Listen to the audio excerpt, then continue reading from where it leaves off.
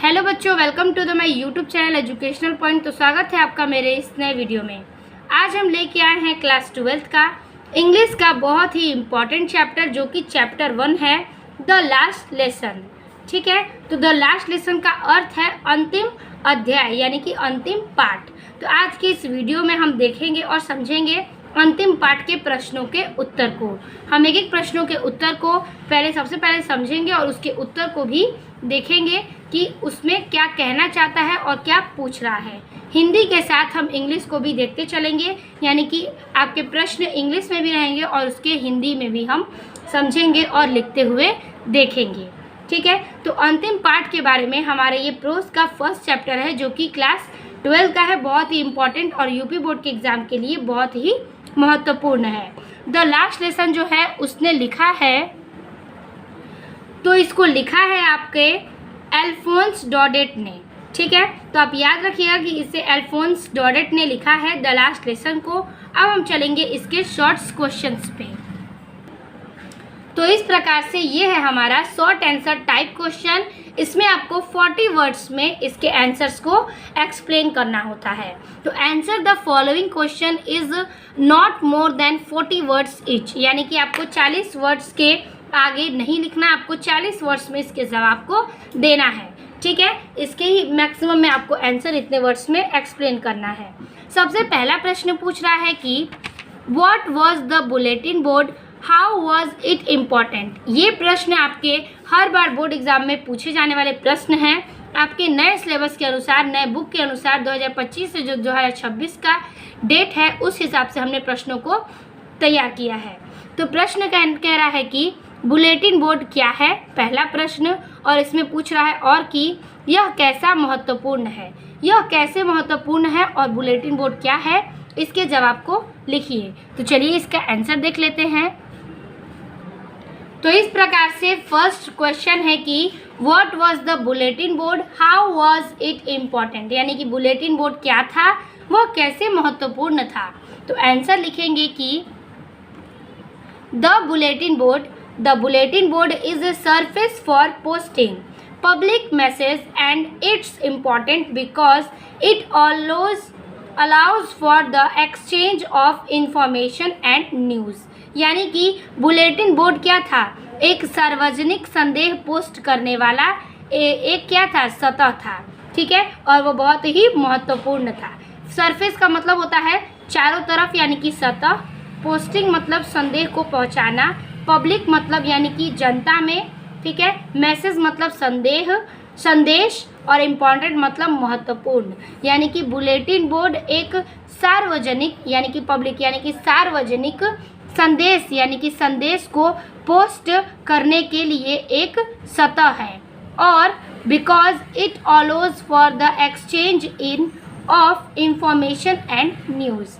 It important यानी कि और यह महत्वपूर्ण है क्योंकि, बिकॉज मीन्स क्योंकि, it allows for the exchange, यह सूचना और समाचार। ठीक है, यह इंफॉर्मेशन मतलब सूचना और न्यूज़ मतलब समाचार। यह सूचना और समाचार, एक्सचेंज का मतलब होता है आदान प्रदान। तो यह सूचना और आदान प्रदान, अलाउ मीन्स अनुमति की अनुमति देता है। ठीक है, तो फिर से कह रहा है कि a bulletin board is a surface for posting public message and it important because it allows for the exchange of information and news। इसका अर्थ है आपका लाइन से कि बुलेटिन बोर्ड सार्वजनिक संदेश पोस्ट करने के लिए एक सतह है और यह महत्वपूर्ण है क्योंकि यह सूचना और समाचार के आदान प्रदान का अनुमति देता है। तो ये हो गया आपके फर्स्ट प्रश्न का हिंदी वर्जन के साथ एक एक प्रश्नों के उत्तर का, यानी कि फर्स्ट क्वेश्चन का अर्थ और फिर आंसर का भी अर्थ। अब हम चलेंगे सेकंड क्वेश्चन पे। सेकंड पैराग्राफ कह रहा है कि, यानी कि क्वेश्चन कि what did M Hamel say when Franz reached to the school, यानी कि जब फ्रेंच स्कूल पहुंचा तो एम हेमेल ने क्या कहा। ठीक है, जब इसमें वहाँ पे एम हेमेल स्कूल में, विद्यालय में पहुँचता है तो फ्रेंच ने क्या, मतलब एम हेमेल ने फ्रेंच से क्या पूछा, यानी कि क्या कहा। चलिए जवाब को देखते हैं।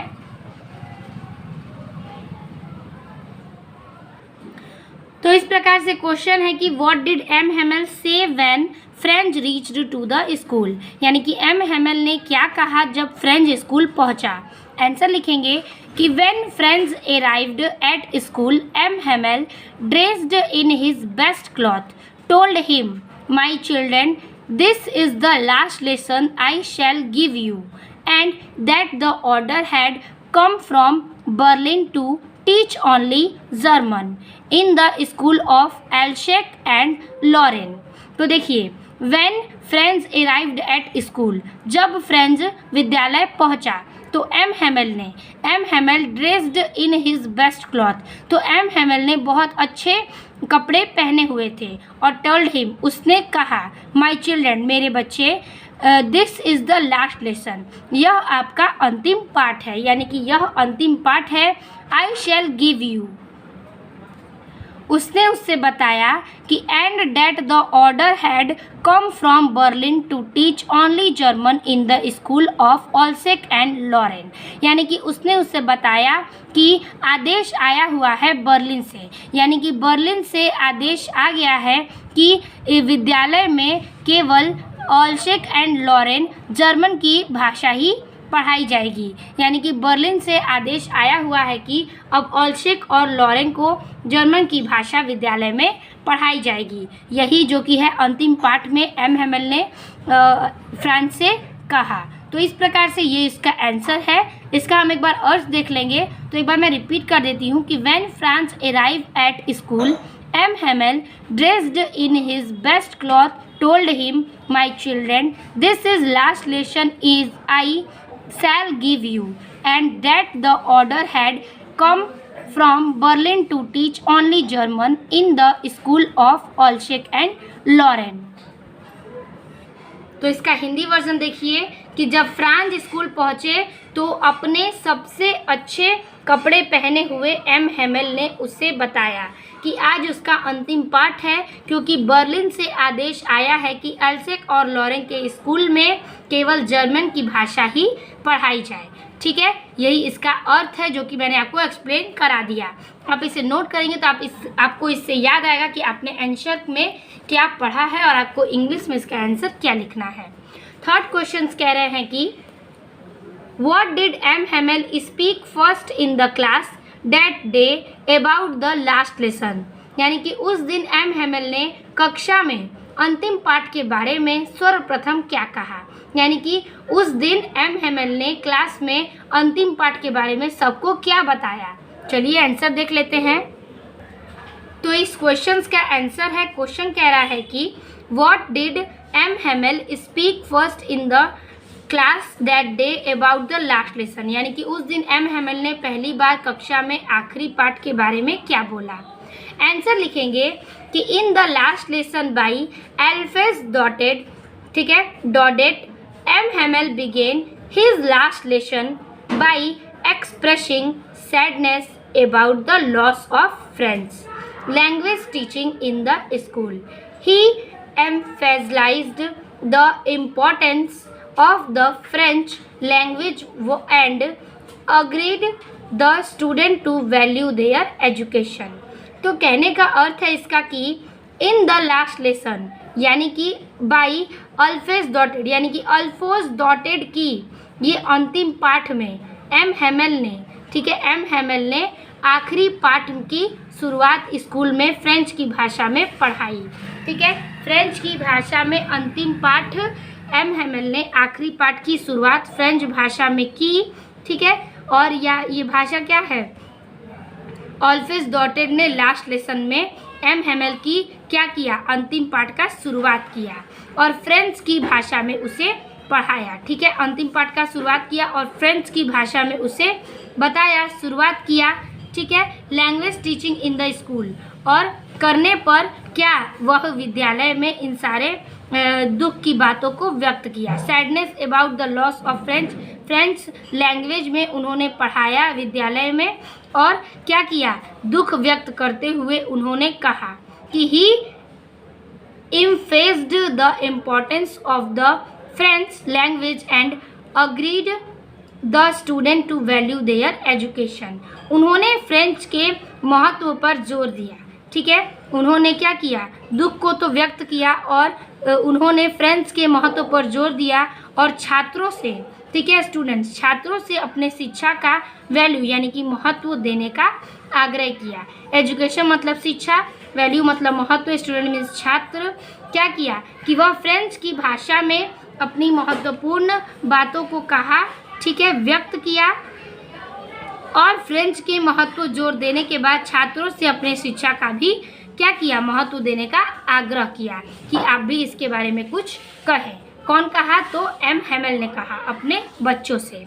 इसका हिंदी वर्जन देख लेंगे तो लिखेंगे हम इस प्रकार से कि अल्फोंस डॉटेड ने द लास्ट लेसन में एम हेमेल ने आखिरी पाठ की शुरुआत स्कूल में फ्रेंच भाषा में पढ़ाई बंद करने पर दुख व्यक्त करते हुए उन्होंने फ्रेंच के महत्व पर जोर दिया, यानी कि फ्रेंच की भाषा पर उन्होंने जोर दिया और कहा कि छात्रों से अपने शिक्षा का महत्व देने पर आग्रह किया। क्या किया कि छात्रों को अपनी भाषा पर महत्व देने का आग्रह किया, अपनी शिक्षा पर। ये इसका आंसर हो गया। अब देखेंगे हम चौथे प्रश्न को। चौथा प्रश्न कह रहा है कि What did Franz think after hearing about the last lesson? यानी कि अंतिम पाठ के बारे में सुनने के बाद फ्रेंच ने क्या सोचा।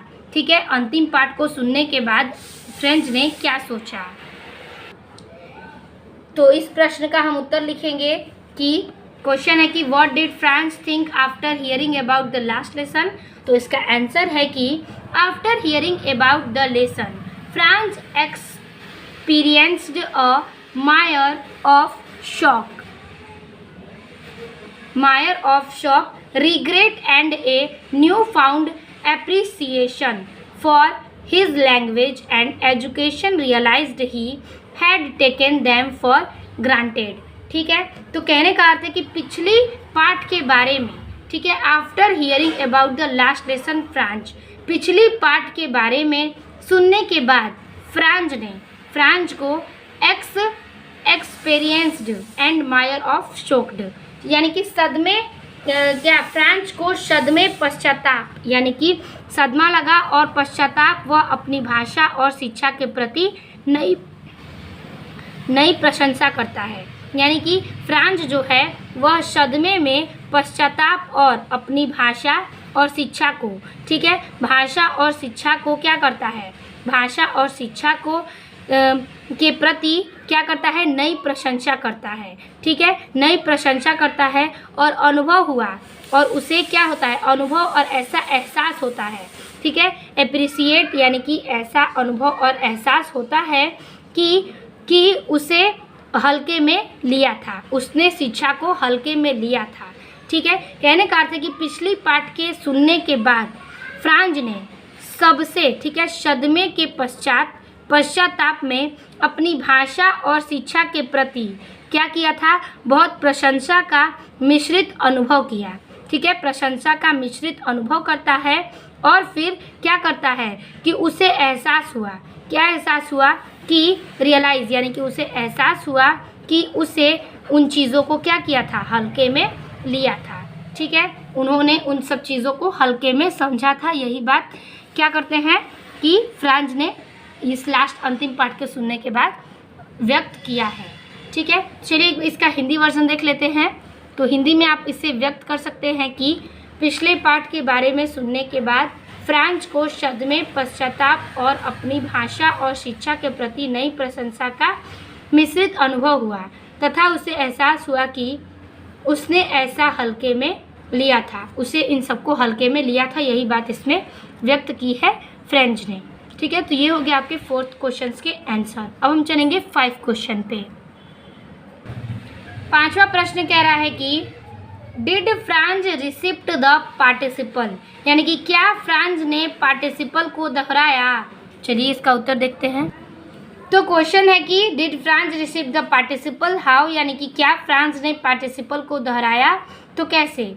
उत्तर लिखेंगे कि इन लास्ट लेसन, यानी कि अंतिम पाठ में French did not receive the participles correctly, he got mixed up, could not answer, feeling ashamed ashamed and regretting his lack of preparation।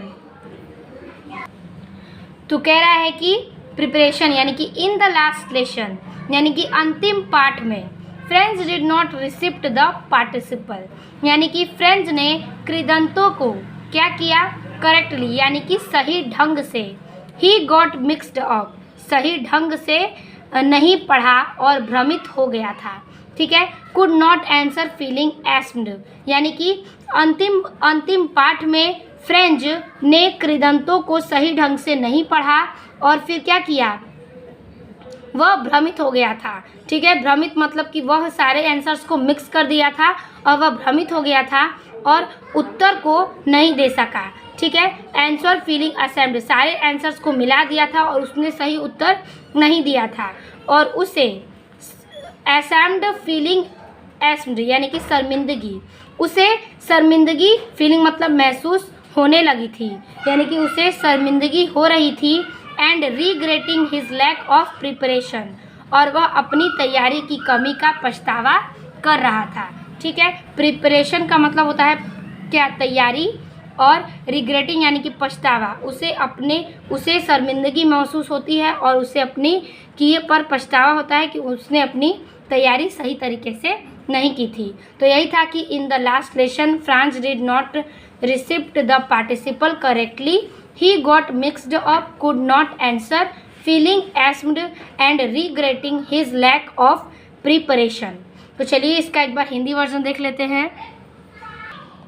तो इस प्रकार से इसका अर्थ है कि अंतिम पाठ में फ्रांस ने कृदंतों को सही ढंग से नहीं पढ़ा, वह भ्रमित हो गया था और उत्तर नहीं दे सका था। उसने शर्मिंदगी महसूस हो रही थी और अपनी तैयारी की कमी पर पछतावा भी हो रहा था। तो ये हो गया इस प्रकार से इस प्रश्न का उत्तर। चलिए अब हम देखते हैं अगले प्रश्न को। छठवां क्वेश्चन कह रहा है कि whom did M. Hamel blame for the ignorance in studies and why। बहुत ही इंपॉर्टेंट है, कई सारे इसके क्वेश्चन को पूछा जा चुका है। ठीक है। तो एम हेमेल ने पढ़ाई में अज्ञानता के लिए किसे उत्तरदायित्व ठहराया और क्यों। चलिए इसका उत्तर देखते हैं। तो प्रश्न है कि when did M Hamel blame for the ignorance in student and why. M Hamel ने पढ़ाई को नज़रअंदाज करने के लिए किसको आरोपित किया और क्यों। तो आंसर लिखेंगे कि in last lesson M Hamel blamed both the parents and himself for his student ignorance in studies starting that parents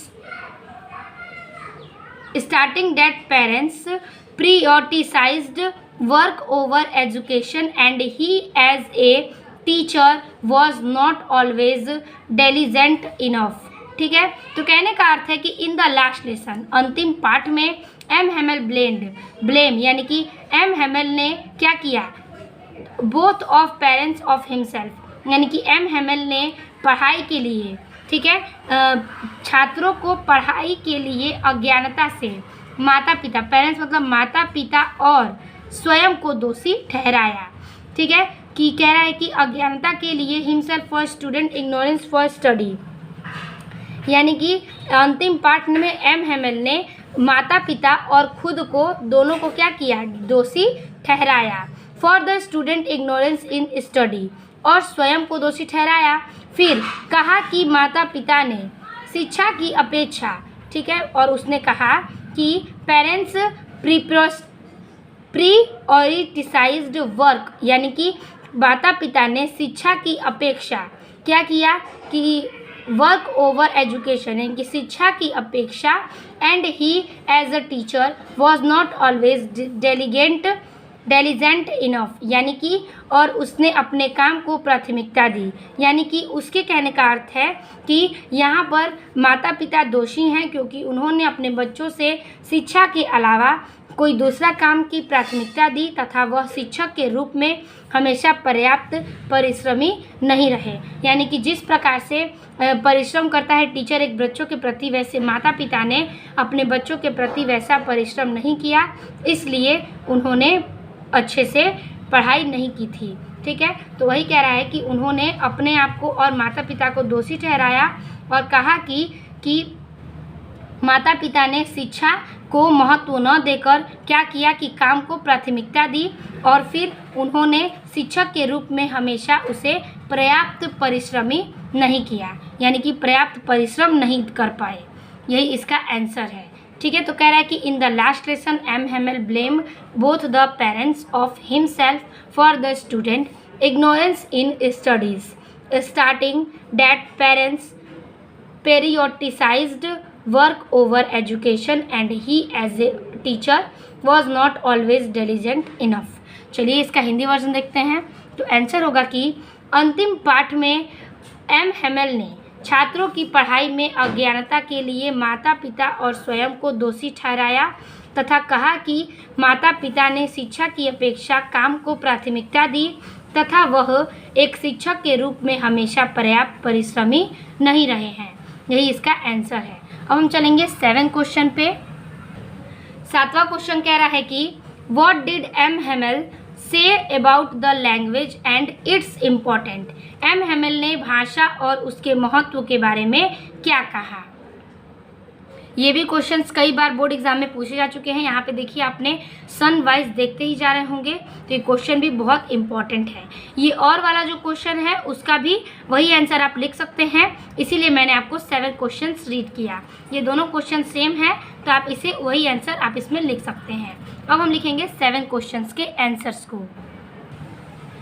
7वां question है कि what did M Hamel say about the language and it important. M Hamel ने भाषा और महत्व के बारे में क्या कहा। तो आंसर लिखेंगे कि M Hamel emphasized the significance of one native language during his final lesson. He explained that language is not just a means of communication but a vital part of a person identity। ठीक है, identity and culture। losing one language means losing a part of oneself and one heritage।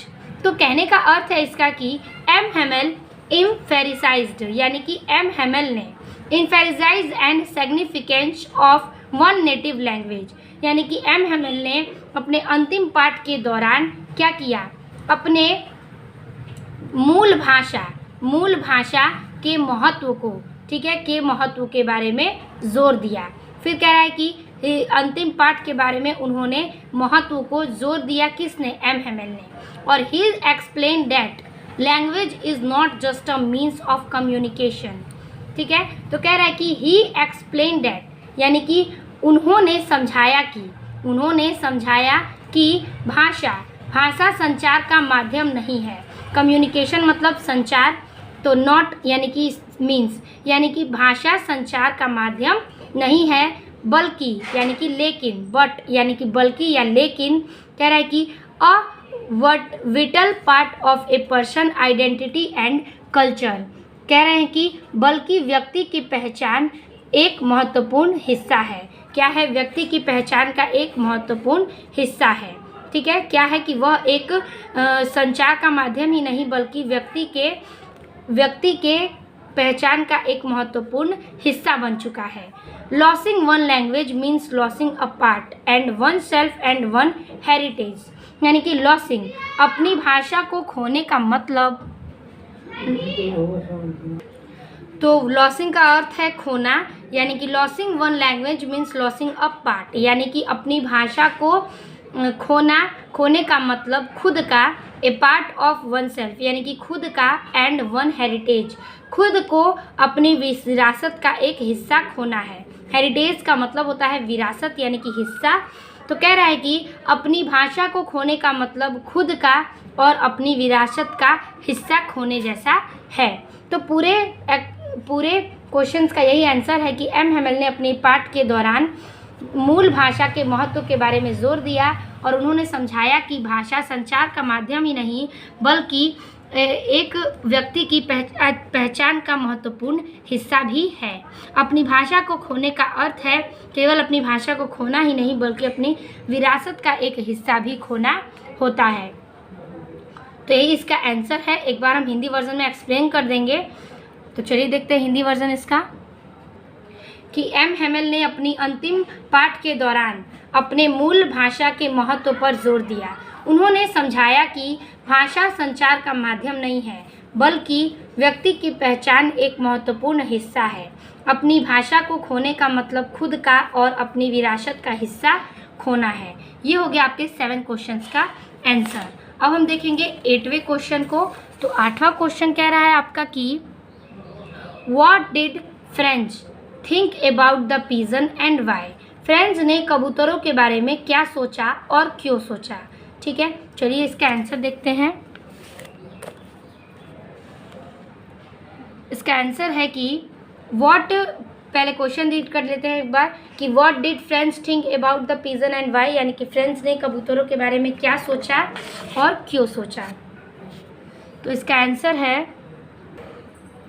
कि Franz think to himself, Franz thinks to himself that will they make pigeon also sing in German because they were captivated and were forced to speak the German language although they were from France processing the French language। ठीक है, तो कह रहा है कि French think to himself that will they make pigeons, यानी कि French ने अपने मन में सोचा कि क्या वे कबूतरों को भी ऑल्सो सिंग इन जर्मन, कि कबूतरों को भी जर्मन में गाना सिखाएगा। कि फ्रेंच ने सोचा मन में अपने कि क्या वह कबूतरों को भी जर्मन की भाषा में गाना सिखाएगा। बिकॉज, क्योंकि they were captivated and were forced to speak the German, क्योंकि उन्हें बंदी बना लिया गया है और उन्हें जर्मन भाषा बोलने के लिए मजबूर किया गया है। ठीक है, forced to speak the German भाषा, क्योंकि कबूतरों को कैपिटिवेटेड यानी कि बंदी बना लिया गया है और उन्हें जोर दिया जा रहा है कि वह जर्मन भाषा को बोलें। ऑल थ्रो, हालांकि दे वेयर फ्रॉम फ्रांस, हालांकि वे फ्रांस से थे। कौन? कबूतर फ्रांस से थे। प्रोसेसिंग द फ्रांस लैंग्वेज, और वे फ्रेंच भाषा के जानकार थे।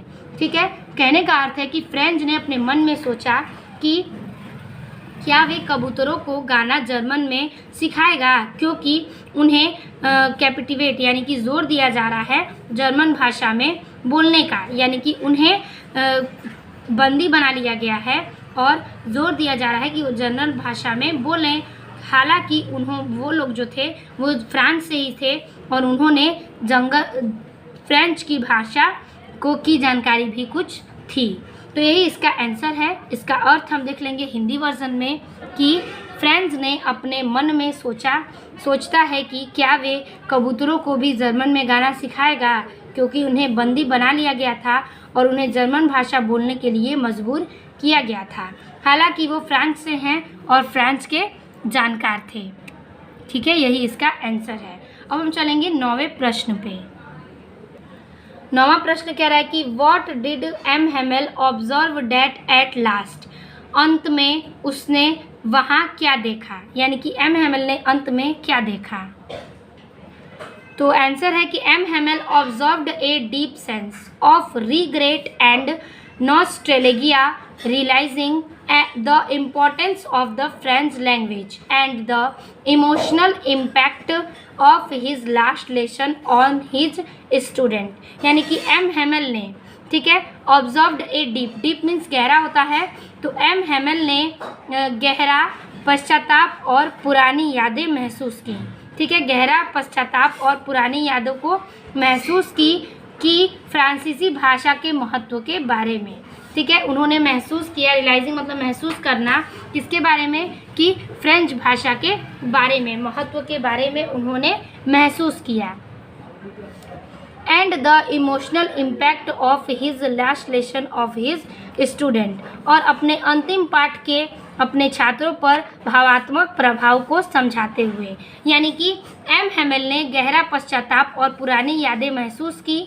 ठीक है, पुरानी यादों को महसूस किया और फ्रेंच भाषा के महत्व के बारे में और अपने इमोशनल यानी कि अपने भावात्मक, ठीक है, भावात्मक प्रभाव को, इम्पैक्ट मतलब प्रभाव को ऑफ हिज लास्ट लेसन, अपने अंतिम पाठ में ऑफ हिज स्टूडेंट, अपने छात्रों के साथ समझाया और व्यक्त किया। इसका हिंदी वर्जन है कि एम हेमिल ने गहरा पश्चाताप और पुरानी यादें महसूस की, फ्रांसीसी भाषा के महत्व के और अपने अंतिम पाठ के अपने छात्रों को भावात्मक प्रभाव को समझाते हैं। ठीक है, कौन? एम हेमिल। तो यही हो गया इसका आंसर। अब लास्ट क्वेश्चन है 10 नंबर। तो क्वेश्चन लास्ट इस प्रकार से है। तो 10वां प्रश्न है कि what happen when crunch clock स्ट्रंग 12, जब गिरजाघर की घड़ी में 12 बजाया गया तो क्या हुआ? तो इस प्रकार से हम देखेंगे what happen when crunch clock scrunch 12, ये चर्च है। तो what happen when church clock, यानी कि जब गिरजा घर की घड़ी में 12 बजाए गए तो क्या हुआ? आंसर लिखेंगे when the church clock struck 12, जब चर्च की घड़ी में 12 बजे तो the sound of the Prussians trumpets indicated their return from drill. At that moment M Hamel stood up looking pale in his chair, यानी कि जब गिरजा घर की घड़ी में 12 बजे तो the sound of the process, तो प्रिसियाई तुरहियों, टेम्पलेट्स का मतलब होता है तुरहियों, प्रिशियंस का मतलब होता है प्रिसियाई, यानी कि तब प्रिसियाई तुरहियों की आवाज़ ने इंडिकेटेड, उनके, देयर मीन्स उनके, इंडिकेटेड यानी कि संकेत से, रिटर्न फ्रॉम ड्रिल, ड्रिल से लौटने लगे। यानी कि वो कह रहे हैं कि जब गिरजा के चर्च में 12 बजे तो प्रिसियाई तुहरियों की आवाज़ उनके ड्रिल को लौटने का संकेत दिया। ठीक है, उनके ड्रिल को लौटने का क्या किया? रिटर्न मीन्स लौटना, इंडिकेटर मतलब संकेत दिया। और एट द मोमेंट, और उसी क्षण, M Hamel stood up, M Hamel अपनी कुर्सी पर बैठे था, लुकिंग पल, और पीले दिखते हुए, ठीक है, बैठा था अपनी कुर्सी पर, इन द चेयर, और पीले दिखते हुए खड़ा था, यानी कि इन दिस चेयर, अपनी कुर्सी पर बैठा था और लुकिंग पल, और पीले रंग के जैसे दिख रहा था। कौन? एम हेमिल। ठीक है, तो ये हो गया इसका अर्थ। अब हम देखेंगे इसके हिंदी वर्जन को। आंसर का हिंदी वर्जन है कि जब चर्च की घड़ी में 12 बजे तो प्रेशियाई तुरहियों की आवाज़ ने उनके ड्रिल से लौटने का संकेत दिया और उसी क्षण एम हेमिल अपनी कुर्सी पर बैठे हुए पीले दिखते हुए खड़े हो गए। ठीक है, तो इसी प्रकार से आज के इस वीडियो में हमने 10 प्रश्न के उत्तर्स को देखा नोट्स के तौर पे, इंग्लिश और हिंदी दोनों वर्जन्स के रूप में। तो आई होप आपको एक एक आंसर एक्सप्लेन जैसे मैंने किया है आपको समझ में आ गए होंगे। और वीडियो अच्छी लगी हो तो लाइक, कमेंट, शेयर कीजिएगा और चैनल को सब्सक्राइब कीजिएगा। अपने कुछ दोस्तों को शेयर करना नहीं भूलिएगा। मिलते हैं आपसे इसके लॉन्ग वीडियो में, तब तक के लिए धन्यवाद।